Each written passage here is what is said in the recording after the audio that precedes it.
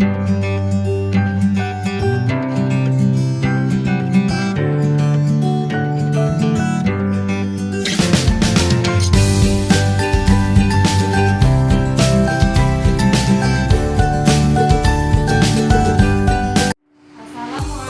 warahmatullahi wabarakatuh. Waalaikumsalam warahmatullahi wabarakatuh. Oke, sebelum kita memulai pembelajaran kita pada hari ini, lebih baiknya kita sama-sama membaca doa. Berdoa, mulai. A'udzubillahi minasyaitonirrajim. Bismillahirrahmanirrahim. Rabbi shrahli sadri wa yassirli amri wahlul 'uqdatam min lisani yafqahu qawli. Rabbi zidni ilman warzuqni fahman. Sebelum kita masuk ke materi inti kita pada hari ini, kakak ingin tanya, apa sih materi kita minggu kemarin? Malaikat Allah. Oke, bagus. Coba Chelsea dan Ranti tolong membacakan ke-10 nama-nama malaikat tersebut. Jibril, Mikail, Israfil, Israil, Munkar, Nakir, Raqib, Atid, Malik, Ridwan. Oke, bagus ya. Berarti kalian sudah paham. Sekarang kita akan masuk ke materi inti, di mana materi pembelajaran kita pada hari ini yaitu tentang beriman kepada Nabi dan Rasul. Nah, sekarang kakak akan menjelaskan apa itu pengertian beriman. Nah, kakak akan menjelaskan ya. Pengertian beriman kepada Nabi dan Rasul itu adalah bahwa kita mempercayai dengan sepenuh hati bahwa Nabi dan Rasul itu memang benar-benar diutus oleh Allah Subhanahu wa Ta'ala, supaya umat manusia itu mendapat petunjuk ke jalan yang benar agar selamat dunia dan akhirat. Nah, adapun pengertian Nabi sendiri adalah manusia pilihan yang Allah berikan wahyu kepadanya, tetapi dia tidak berkewajiban menyampaikan kepada umatnya. Sedangkan Rasul itu adalah manusia pilihan yang diberikan oleh Allah Subhanahu wa Ta'ala wahyu, tetapi dia wajib menyampaikan kepada umatnya sebagai petunjuk jalan yang benar agar selamat di dunia dan akhirat. Nah, adapun dalil tentang beriman kepada Nabi dan Rasul itu terdapat dalam Quran surah An-Nisa ayat 136. Ayo, siapa sih yang ingin membacakan? Bagusnya deh. A'udzubillahi minasyaitonirrajim. Bismillahirrahmanirrahim. Ya ayyuhalladzina amanu aminu billahi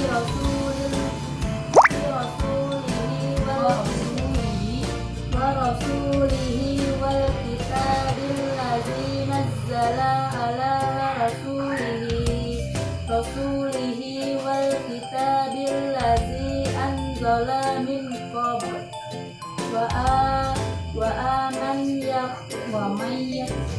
man yakfuru billahi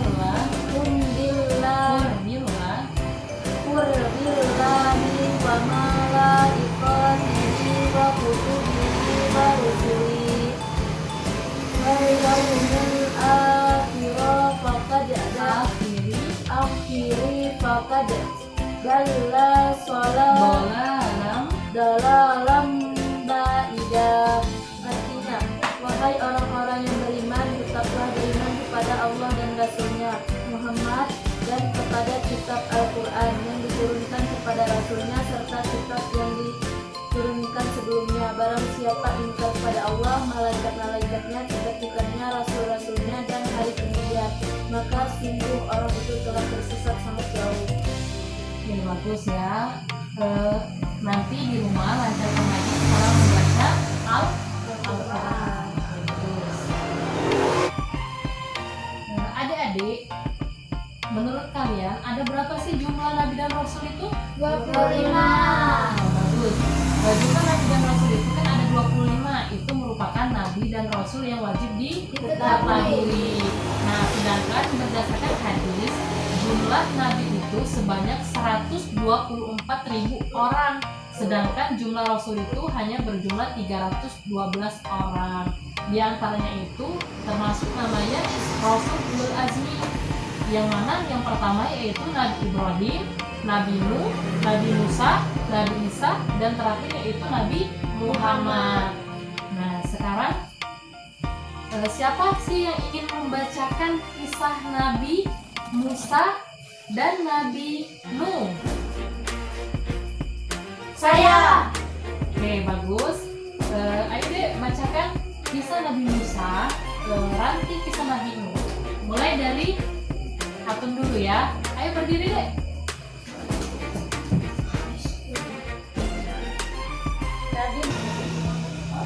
Nabi Musa dilahirkan di negeri Mesir pada masa pemerintahan Raja Fir'aun. Ibunya bernama Yaqubat dan ayahnya bernama Imran bin Yashar. Raja Fir'aun adalah seorang raja yang kejam. Waktu itu dikeluarkan undang-undang apabila ada bayi lahir laki-laki harus dibunuh. Ketika Musa lahir, ibunya khawatir Musa akan dibunuh, tetapi Allah Subhanahu wa Ta'ala memberikan ilham agar bayi itu ditaruh di dalam peti kemudian dihanyutkan ke sungai Nil. Akhirnya peti yang berisi bayi itu ditemukan oleh Asyiah, istri Fir'aun. Asyiah memohon kepada suaminya agar bayi itu tidak dibunuh, tetapi dijadikan anak-anak sang angkat saja. Setelah Musa dewasa, ia tidak senang melihat kekuasaan Fir'aun yang sewenang-wenang. Untuk memberantas kekejaman Fir'aun, Allah Subhanahu wa Ta'ala mengangkat Musa menjadi nabi dan rasul. Nabi Musa menerima wahyu dan kitab suci Taurat. Sebagai seorang utusan Allah, beliau diberi mukjizat. Pengikut Nabi Musa semakin banyak sehingga Raja Fir'aun tampak khawatir. Nabi Musa dan pengikutnya dikejar-kejar sampai ke tepi Laut Merah. Ya, itu deh. Selanjutnya Deranti, tolong bacakan deh itu kisah Nabi Nuh. Yang keras deh ya. Nuh adalah putra Lut bin Natas Salih bin Idris. Menurut Al-Quran, usia Nabi Nuh ialah 950 tahun. Mulai dari usia kaum tahun, beliau mengembangkan ajaran-ajaran agama Allah. Akan tetapi manusia di waktu itu tidak mempedulikan seruan dan ajaran agama Allah. Kaum Nuh yang ketika itu banyak sekali yang menyembah berhala. Selain itu, kaumnya terkenal zalim dan sewenang-wenang. Kisah Nabi Nuh terkenal dengan pembuatan kapal untuk menyelamatkan kaumnya yang beriman serta hewan-hewan dari banjir air bah yang dahsyat. Bencana tersebut kemudian dirasakan orang-orang kafir, termasuk putranya yang durhaka. Selama ratusan tahun, beliau melaksanakan tugas kerasulannya, hanya sedikit sekali yang mau beriman. Bagus ya. Sekarang masih tersisa 3 Nabi Ulul Azmi. Nah, Nabi dan Rasul Ulul Azmi yang pertama yaitu Nabi Ibrahim, yang kedua itu Nabi Isa, dan yang ketiga yaitu Nabi Muhammad. Kakak ingin kalian itu mendiskusikan ketiga Nabi Ulul Azmi ini. Nah, jika sudah selesai maka kakak akan bertanya dan memberikan pertanyaan kepada kalian ya. Kalian boleh juga bertanya kepada kakak. Paham? Paham. Nah, silakan deh. Kalian diskusikan ya bertiga ya deh. Tuliskan ya adik-adik, minimal ada 2 poin yang penting ya dari hasil kesimpulan kalian. Paham? Paham. Oke, kakak tunggu ya. Ayo adik-adik, sudah selesai? Sudah. Oke, kalau sudah, kakak ingin dari Ranti ya, dari Ranti, silakan simpulkan apa sih kisah yang kamu baca itu. Tolong simpulkan deh. Kesimpulan dapat saya ambil dari kisah ini adalah Nabi Isa itu adalah putra dari Maryam dan juga keponakan dari Zakaria. Nabi Isa itu sudah memiliki tanda-tanda dari lahir kenabiannya.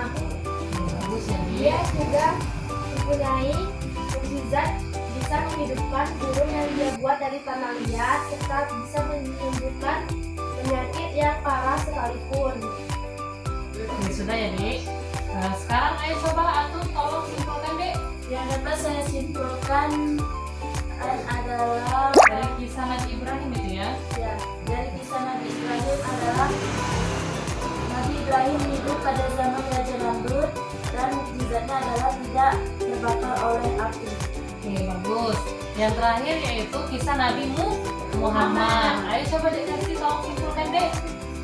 Yang bisa disimpulkan dari kisah ini adalah Al-Quran. Mukjizatnya adalah Al-Quran Al-Quran. Terus bisa membawa oke, terus nama ayah dan ibunya Abdullah dan Abdullah dan Aminah. Oke, bagus ya Dek. Ayo adik-adik sekarang tolong kumpulkan lagi kelima kisah yang telah kakak berikan tadi ya. Oke, bagus. Sekarang kita akan lanjut ke materi yang kedua yaitu tentang sifat-sifat Rasul-Rasul Allah Subhanahu wa Ta'ala, di mana sifat-sifat Rasul Allah Subhanahu wa Ta'ala ini dibagi menjadi tiga. Yang pertama yaitu sifat wajib, yang kedua yaitu sifat mustahil, yang ketiga yaitu sifat jaiz. Oke, kalau sifat wajib itu adalah sifat yang harus dimiliki dan harus ada pada diri seorang Rasul. Yang pertama yaitu sifatnya asidik artinya benar. Yang kedua yaitu amanah artinya dapat dipercaya. Yang ketiga yaitu tabligh ini artinya menyampaikan. Yang disampaikan di situ yaitu wahyu.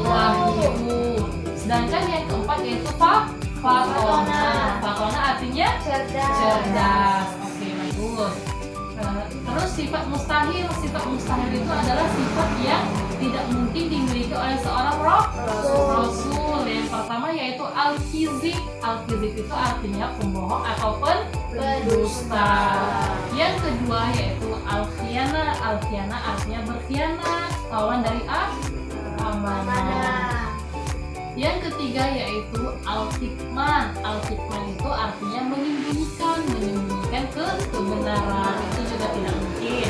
Yang terakhir ada namanya al-baladah itu artinya adalah bodoh.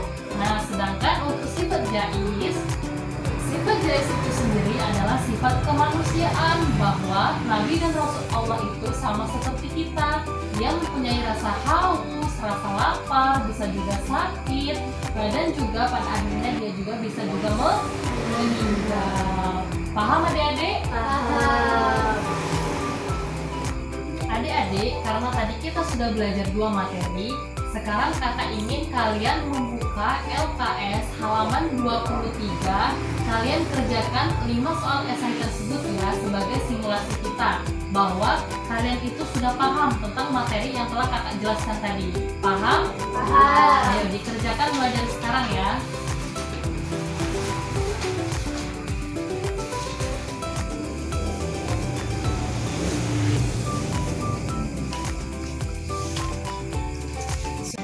Sudah selesai adik-adik? Sudah.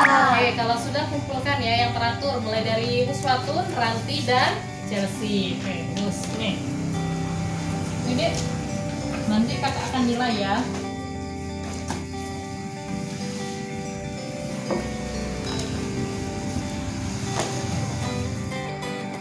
Adik-adik, kalian tadi kan sudah mengerjakan 5 soal. Sekarang yaitu apa sih teladan yang dapat kalian ambil dari kisah-kisah Nabi dan Rasul itu tadi? Apa sih deh? Tolong, siapa yang bisa? Ayo deh, apa deh? Teladan yang bisa diambil dari pelajaran hari ini, kita harus bisa bersifat amanah, harus menyampaikan apa yang disampaikan oleh orang lain, harus bertanggung jawab, Terus harus cerdas, mengikuti Nabi ya. Oke, bagus. Nah, sekarang kakak akan menjelaskan hikmah apa sih yang dapat kita ambil dari mempelajari kisah-kisah Nabi dan Rasul, dari beriman kepada Nabi dan Rasul. Yang pertama yaitu makin sempurna imannya. Jika kita beriman kepada Nabi dan Rasul, maka kita akan mengikuti seluruh sunnahnya. Seperti kita akan melaksanakan sholat, puasa, dan lain sebagainya. Yang kedua yaitu terdorong untuk menjadikan contoh di dalam hidupnya. Yang ketiga yaitu terdorong untuk melakukan perilaku sosial yang baik sesuai contoh Nabi dan Rasul. Yang keempat yaitu mencintai para Rasul dengan mengikuti dan mengamalkan ajarannya. Oke, sesuai ajaran Al-Quran. Yang terakhir yaitu mengetahui hakikat dirinya bahwa ia diciptakan oleh Allah untuk beribadah kepadanya. Oke, bagus ya. Sebagai penutup, kakak ingin kalian menulis satu kisah Nabi ataupun Rasul yang paling kalian ketahui. Kemudian minggu depan kalian membacakannya ke depan kelas. Paham? Paham. Untuk pembelajaran kita pada hari ini, marilah kita sama-sama mengucapkan lafaz Alhamdulillahirabbil alamin. Oke, kalian ikuti dulu ya untuk pembelajaran kita pada hari ini. Subhanakallahumma wa bihamdika. Subhanakallahumma wa bihamdika. Asyhadu an la ilaha illa anta. Asyhadu an la ilaha illa anta. Astaghfiruka wa atubu ilaik. Astaghfiruka wa atubu ilaik. Kita akhiri, wassalamualaikum warahmatullahi wabarakatuh. Waalaikumsalam warahmatullahi wabarakatuh.